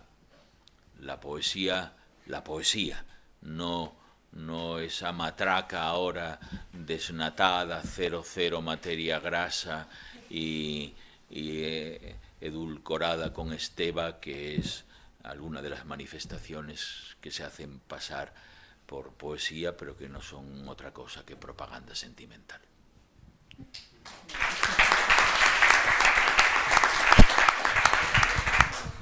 Isabel Ferrero. Hola, yo le quería preguntar que si le repercutió su estancia en Chile a la hora de escribir la poesía Caído en desgracia. Mucho, mucho. Esencialmente, fíjate, querida amiga, tu pregunta es clave, porque yo creo que he tenido mala mano para poner títulos a mis libros. El primer libro que publiqué, Antífona del Otoño, del Valle del Bierzo, recuerdo cuando me llamaron de la editorial a Donais para decirme que me habían dado el premio Donais, era yo un adolescente, pero me sugirieron, ahora el jurado sugiere, me dijo Jiménez Martos, que era el coordinador del jurado, que a lo mejor podías abreviar el título, porque su Antífona del Otoño en el Valle del Bierzo, además, ¿dónde queda el Bierzo? Yo creo que no te le perjudica, que eso le perjudica al libro. Y yo lo iba a cambiar, lo que pasa que Antonio Pereira y Claudio Rodríguez, que estaban en el jurado, me dijeron, no les hagas caso a esto, déjalo ahí, que está bien. Bien, cuando publiqué la poesía Caído en desgracia, la verdad, el editor me llamó y me dijo, mira, el jurado te quiere hacer una recomendación, que quites el título, porque es un título, la poesía Caído en desgracia. Y claro, en el jurado estaba Rafael Alberti y Luis Rosales, y entonces a mí eso me impuso mucho, ¿no? Entonces dije, bueno, lo pensaré. Y estaba por aquel entonces aquí en Madrid, en casa, que era donde se quedaba cuando venía en aquel entonces Gonzalo Rojas. Le dije, mire, Gonzalo, me sugieren que cambie el título, la poesía Caído en desgracia, pero claro, es que para mí vengo llegando de Chile y yo creo que lo que ha entrado en crisis en la sociedad contemporánea es la poesía, el concepto espiritual del sueño, de la pasión de la palabra, del gran proyecto civilizatorio, de la literatura, de las utopías. Y me dice Gonzalo Rojas, ya, hijo, ya, pero tienen razón, porque eso, la poesía Caído en desgracia, es como un mal verso de Celaya. Y aquello a mí me dejó congelado. Dije, hostia, ya, un mal verso de Celaya, pues lo voy a cambiar. Y entonces lo cambié y le puse el título El faro de la utopía, que tenía que ver también con la experiencia chilena, ¿no? La poesía como un faro. ¿Y qué le parece el faro de la utopía? Y Gonzalo Rojas me dijo textualmente, muy bien, como ahora velas así trascendente como un obispo, muy bien, iluminador, superador, bien. Y lo dejé. Al día siguiente me encontré con mi amigo Amancio Prada. Le dije, oye, Amancio, le he cambiado el título al libro. ¿Cómo le has cambiado? Sí, ¿qué le has puesto? El faro de la utopía. Dice, joder, me suena Faro de Vigo. Se me hundió el título otra vez.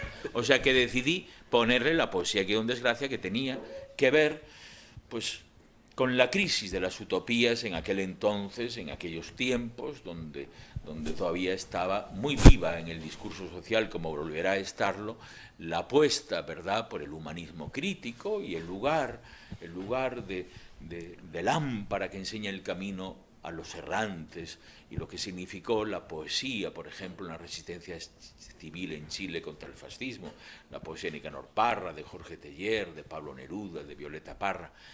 Y pasó el tiempo, y mirad lo que son las cosas.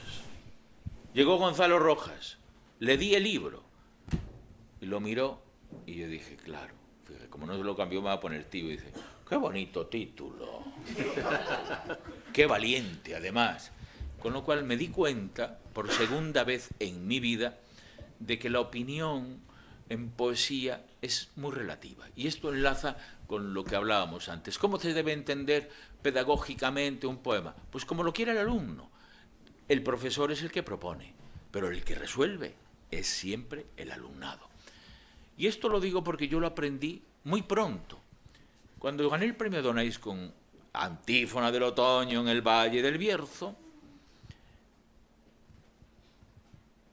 estaba yo aquí en Villafranca, casa de mis padres. Me llamó Antonio Pereira y me dijo, mestre, vete a la plaza, a la imprenta y compra el ABC, que viene una reseña tuya, la primera reseña que iba a salir en un periódico nacional de un libro mío. Yo era, pues, un poco más que vosotros, un joven, que había abandonado la adolescencia en los primeros años de la juventud.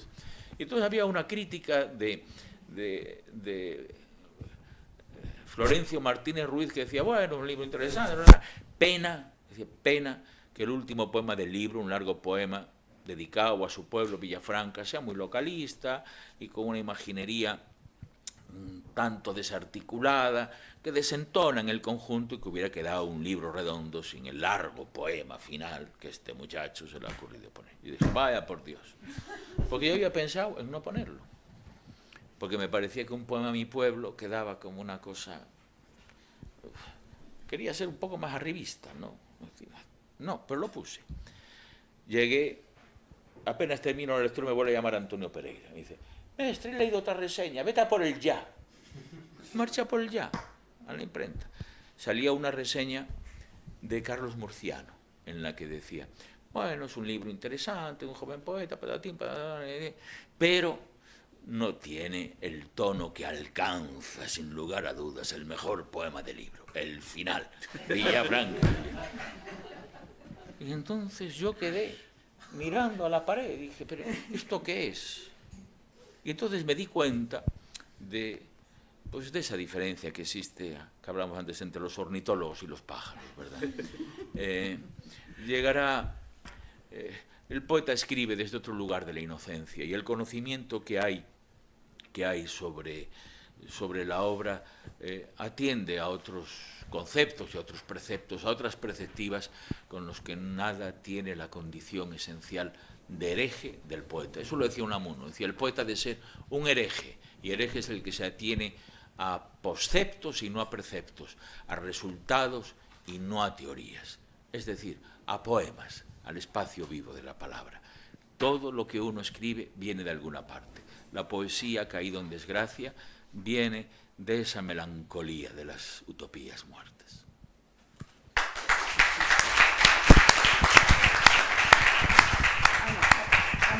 Ana, un momentito. A ver, como nos queda un poquito de tiempo, y las últimas preguntas yo creo que son las más interesantes del último bloque, pasan ya a Noelia Herreras. ¿Dónde está? Por ahí anda. Pues venga, haz tu pregunta. La 31, la que tenemos numerada 31. Se nos va el tiempo. Se nos va el tiempo. Vuelvo otro día. Y el tiempo es inexorable. Os amenazo con volver otro día. Ya, venga, vamos.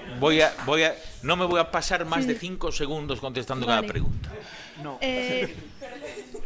Su poesía se podría definir como un alma de conciencia y una herramienta de defensa de la dignidad humana. También en ella podemos encontrar ciertas similitudes con la intención de los autores de la generación del 27, a los que usted admira fervientemente y a los que nombra en numerosas ocasiones, sobre todo a Federico García Lorca. ¿Qué sentido tiene para usted la figura de Lorca? La es que la siguiente ya está hecha. Bueno, vale. ¿Sí? ¿Tiene algún significado más allá del símbolo? Bueno, mira, Lorca significa para mí la presencia y la irrupción súbita en la poesía y en la cultura española de una singularidad, de un accidente histórico que viene a cambiar todo lo previsto. Es el primer poeta que asume la otredad de los demás, ¿no? Es el poeta que asume su homosexualidad con el orgullo de aquel que se siente diferente, pero es también el que abandona su lugar y se convierte en un otro, y es capaz de escribir La casa de Bernarda Alba, ¿no? Desde esa conciencia de lo femenino, de la mujer enfrentada a las grandes tensiones patriarcales de la imposición autoritaria del hombre. Pero es el hombre también que se fija en Nueva York con aquellos que desapercibidos hasta entonces son la gran esperanza de la reconstrucción cívica de Norteamérica, la negritud. Pero es también el hombre que observa en las madrugadas de Nueva York el sufrimiento de los millones y millones de animales que son sacrificados para satisfacer la ansiedad consumista del capitalismo. Es el hombre que cree en la gran tensión dialéctica que existe con esa belleza que hace compañía a lo justo. Es el hombre que cree en los valores populares, que cree en la imaginación, que cree esencialmente en un país, en una patria en el que la imaginación y los sueños son el único horizonte civil de un proyecto que tuvo, como decíamos antes, en la Segunda República, la mejor expresión de la inteligencia, del esfuerzo, de la maravillosa capacidad que tuvieron las clases populares para coger en sus manos el destino del futuro. Creo que es la voz que emerge desde lo magmático, desde la complejidad de un pueblo, no para convertirse en una singularidad, sino para ser una de las voces más bellas, conmovedoras y hermosas en la gran asamblea de la inteligencia que fue la generación del 27.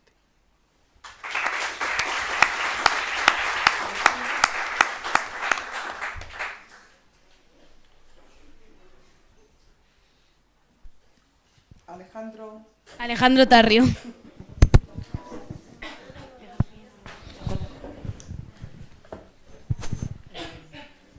Bueno, usted siempre ha tenido un compromiso importante con la memoria histórica. Entonces me gustaría preguntarle qué fue lo que le llevó a comprometerse con la memoria histórica.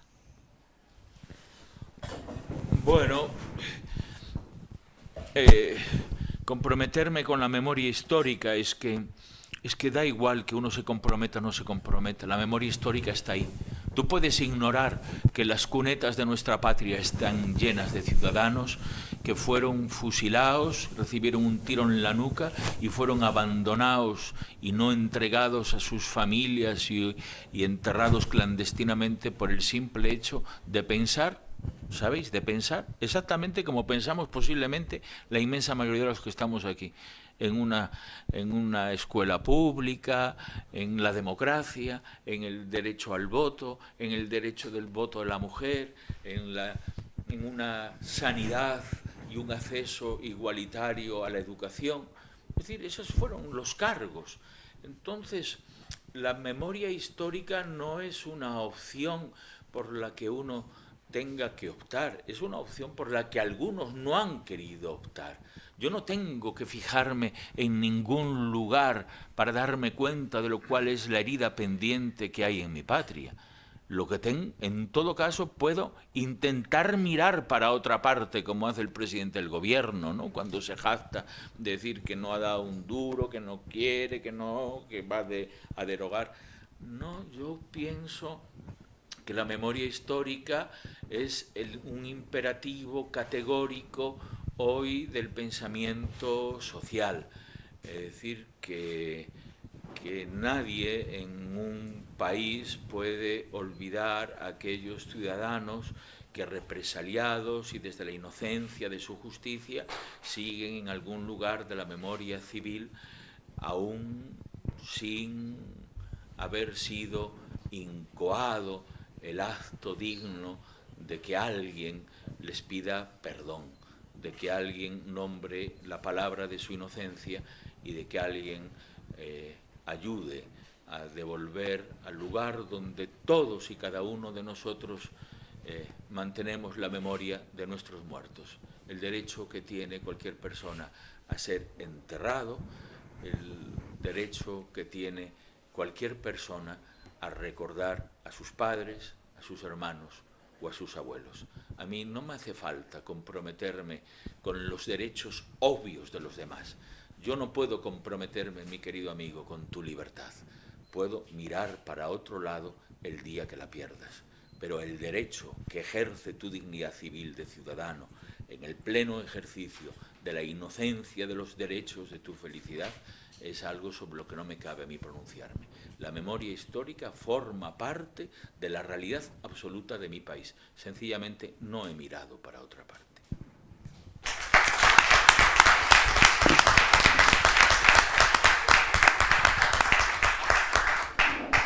Fernando Sánchez.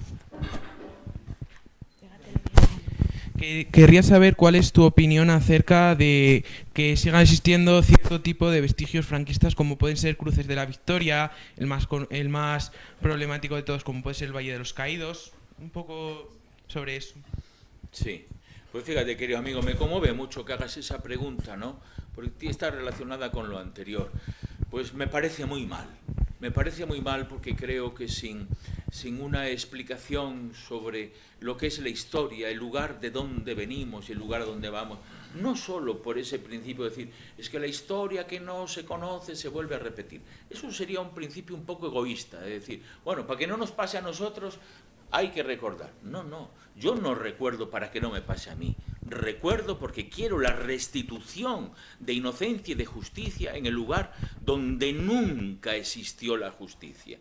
Entonces, de la misma manera que me parece impresentable, o me parecería impresentable, o no aceptaríamos ninguno de nosotros que hubiera una calle en Berlín dedicada a Hitler o un monumento, es decir, a aquellos miserables que tienen sobre sus espaldas alguna de las mayores atrocidades de la historia de la contemporaneidad, que tienen sobre sus espaldas la memoria de los campos de concentración, de los fusilamientos, del exterminio de la Shoah y los judíos en Europa, la terrible consecuencia de la Segunda Guerra Mundial con millones de muertos.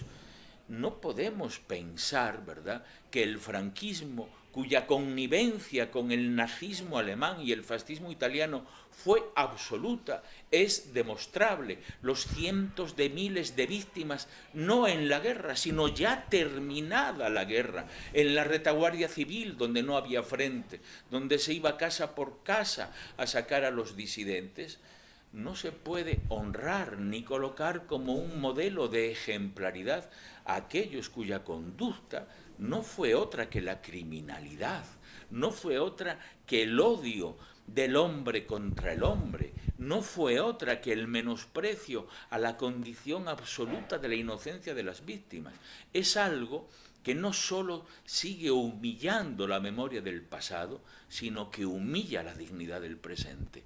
Creo que no hay que borrar la historia, pero no hay que colocar en el lugar de la ejemplaridad civil a aquellos cuyo único rasgo distintivo fue el de que fueran unos absolutos criminales. Y luego tengo otra pregunta. ¿Cómo valora usted el que hoy en día se esté menospreciando tanto determinados pueblos por el mero hecho de estar poco accesibles a las redes y tal? Que mucha gente ahora está renegando de los pueblos. El abandono de los pueblos.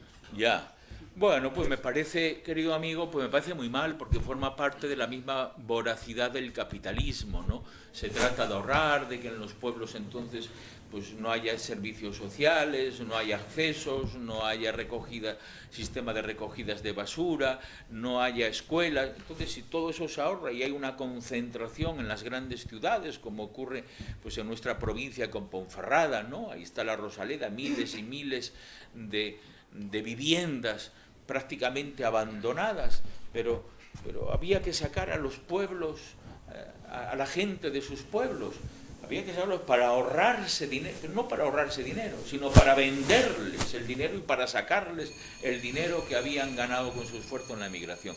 Me parece que son algunas de las más perversas tácticas de los mercaderes. Decía Schiller, el poeta alemán, que los creadores, los poetas son los legisladores nunca reconocidos del universo.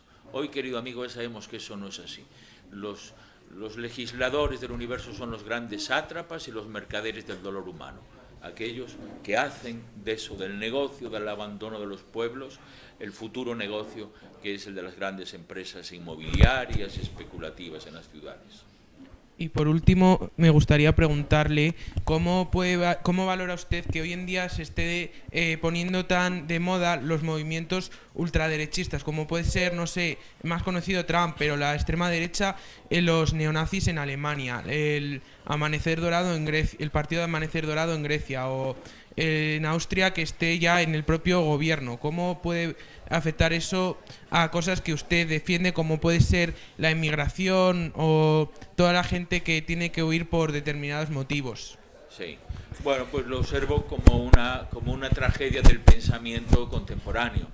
Creo que la vergüenza de Europa en su actitud frente a la acogida de los emigrantes es una suerte de traición esencial a los principios humanistas que han configurado las grandes conquistas del pensamiento político después de la Segunda Guerra Mundial.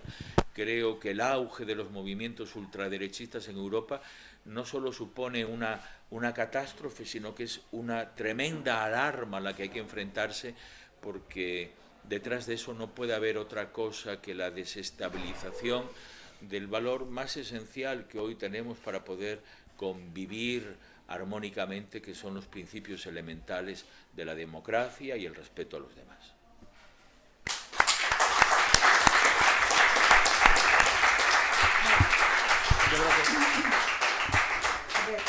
Se me han quedado algunas preguntas en el tintero, son pocas, pero algunas eran, pues, ¿qué es para ti la patria? ¿Qué es la belleza? ¿O por qué aparecen tantos pájaros, animales en tu trabajo? De alguna manera, los animales lo hemos entendido con la infancia. Creo que nos han dicho de alguna manera también lo que es para la patria y la belleza, ¿no? Entonces, sé que ha tocado el timbre, ¿vale? Espero que nadie tenga problemas con el autobús. Son 2 minutitos porque le queremos hacer una pregunta más también para poder preparar el homenaje, y es ¿qué relación guarda él con el mundo mozárabe, con el mundo judeo converso, la música sefardí? Bueno, las preguntas todas un poco concentradas para ver si nos puedes hablar mucho de eso, algo un poquito. Ya. Bueno, yo soy una persona curiosa. A mí me interesa fundamentalmente todo lo que desconozco. Y entonces, pues el mundo hebreo forma parte de la presencia súbita de una lejanía que hay en mi conciencia, de mis antepasados sefarditas, unos provenientes de Astorga y otros de las juderías del noroeste. Yo creo que a diferencia de los poetas que piensan que una patria es una lengua, yo creo que una patria es esa asamblea protectora en la que las personas son responsables unas de otras y además se protegen y se quieren. Yo me he sentido esta mañana en este espacio, en este lugar, en un espacio moral, en un espacio ético, que es el del respeto y el del valor por la palabra. En esta asamblea de jóvenes estudiantes, yo reconozco lo que para mí es el lugar en el que a mí me gustaría vivir, las personas con las que me gustaría seguir hablando, el espacio de delicadeza donde todo parece desembocar en esa idea necesaria de lo que es una patria. La patria, queridas amigas, queridos amigos, es gente como vosotros.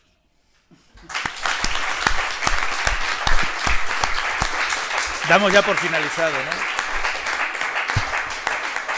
Bueno, lamentablemente quedan muchas preguntas en el tintero. Creo que el reloj ha sido un arma contra la poesía. Creo que la poesía ha quedado clara que no es un asunto subordinado, subjuntivo, sino que Blasillo ha estado con nosotros, se ha expresado y le queremos agradecer todos que, bueno, nos haya regalado esta dosis de sensibilidad y esta dosis de confirmación de que el mundo es algo más que unas momias conceptuales, sino que la palabra y la poesía adquiere nuevas dimensiones, nueva vida y nueva realidad. Muchísimas gracias, porque tu lección ha sido, bueno, pues un verdadero regalo. Soy yo el agradecido. Gracias.